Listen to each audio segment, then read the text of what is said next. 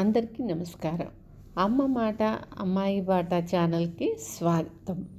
మీ ఉపచేతన మనసు యొక్క శక్తి, the power of your subconscious mind. Subconscious mind గురించి మనం చాలా వరకు తెలుసుకున్నాము.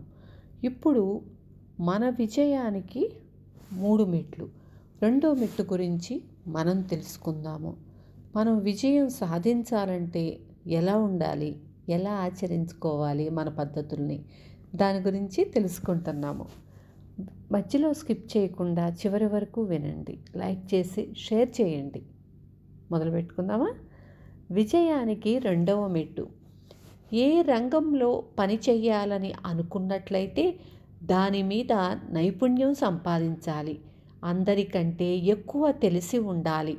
ఉదాహరణకు, ఒక విద్యార్థి రసాయన శాస్త్రం చదువుకొని ఆ రంగంలో పని చేయాలని అనుకున్నట్లయితే అతను ఆ రంగంలోని శాఖల మీద దృష్టి ఉంచి తను ఎంచుకున్న విషయానికి పూర్తి సమయం కేటాయించాల్సి ఉంటుంది. ఈ రంగంలో దొరికే సమాచారాన్నంతా తెలుసుకోవాలన్న కుతూహలం, ఉత్సాహం అతనిలో ఉండాలి. వీలైతే మిగతా వాళ్ళకన్నా ఎక్కువ తెలుసుకునేందుకు ప్రయత్నించాలి. ఆ యువకుడు తను ఎంచుకున్న రసాయన శాస్త్రంలో గొప్ప ఆసక్తి కలిగి ఉండి దాన్ని ప్రపంచ శ్రేయస్సుకు ఉపయోగించాలని కోరుకోవాలి. మన అందరిలోకి ఎవరైతే ఎక్కువ గొప్పవాడో అతన్ని మన సేవకుడిగా స్వీకరించాలి. కేవలం జీవితం కోసము, ఏదో విధంగా బ్రతుకు వెళ్ళతీయటం కోసము పని చెయ్యాలనుకునే వాళ్ళ ధోరణికి, పైన చెప్పిన వ్యక్తి లాంటి వాళ్ళ ధోరణికి చాలా పెద్ద తేడా ఉంది. ఏదో విధంగా బ్రతుకు వెళ్ళతీయటం అనేది నిజమైన విజయం కాదు. మనుషులకుండే ఉద్దేశాలు గొప్పవిగా, ఉదాత్తమైనవిగా, మరింత పరోపకారం చేసేవిగా ఉండాలి. అవి ఇతరులకు సేవలను అందించాలి. ఫలితాలను ఆశించకుండా పనిచేయాలి. మూడవ మెట్టు అన్నింటికన్నా ముఖ్యమైనది. మనం చెయ్యాలనుకున్న పని మన ఒక్కరికే విజయాన్ని అందించేదిగా ఉండకూడదని రూఢి చేసుకోవాలి. మన కోరికలో స్వార్థం ఉండకూడదు. అది మానవాళికి ఉపయోగించాలి. మన దారి, మనం ఎంచుకున్న గమ్యాన్ని చేరి మన ప్రయాణాన్ని పూర్తి చెయ్యాలి.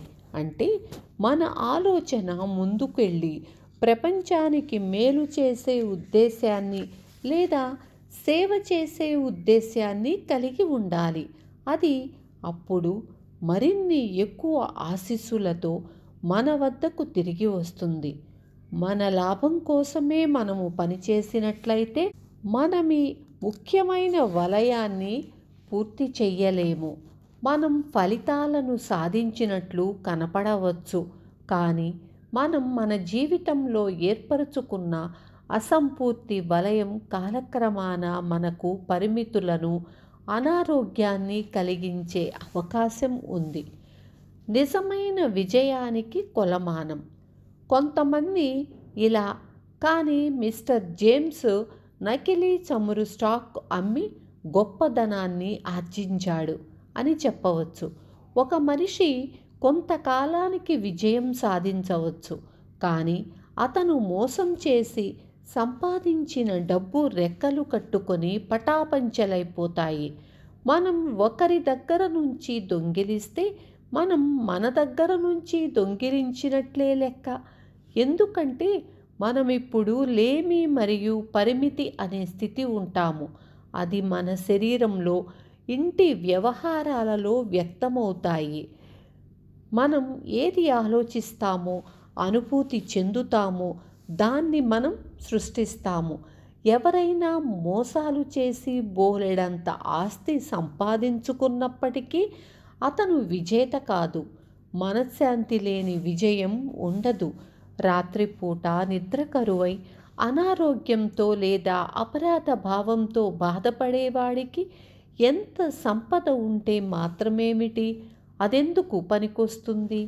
లండన్లో ఒకసారి నేను నేరాలనే వృత్తిగా చేసుకున్న ఒక వ్యక్తిని కలిశాను.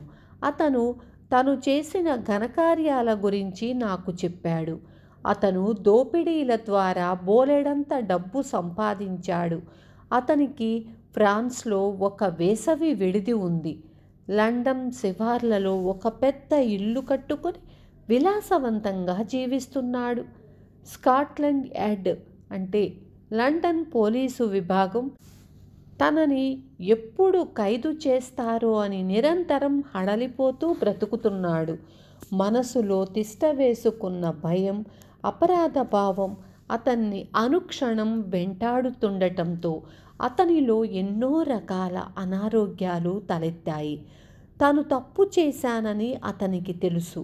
మనసు లోతుల్లోని ఈ అపరాధ భావం అతన్ని అన్ని రకాల ఇబ్బందులకు గురిచేసింది.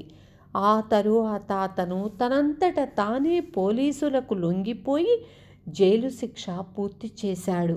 జైల్లో నుంచి విడుదలై వచ్చాక అతను మనస్తత్వవేత్తల సహాయాన్ని, ఆధ్యాత్మిక సహాయాన్ని పొంది పూర్తిగా మారిపోయాడు. అతను ఉద్యోగం సంపాదించుకొని నిజాయితీ గల చట్టాన్ని పాటించే పౌరుడిలా జీవించాడు. ఏ పని తనకి ఇష్టమో తెలుసుకొని సంతోషంగా బ్రతికాడు. విజేతలెప్పుడు తాము చేసే పనిని ప్రేమించి తమ మనసులోని మాటలను పూర్తిగా తెలియచేస్తారు. విజయం అనేది కేవలం సంపదను పోగు చేసుకోవటం కాదు. అది అంతకన్నా ఉన్నతమైన ఆదర్శం మీద ఆధారపడి ఉంటుంది.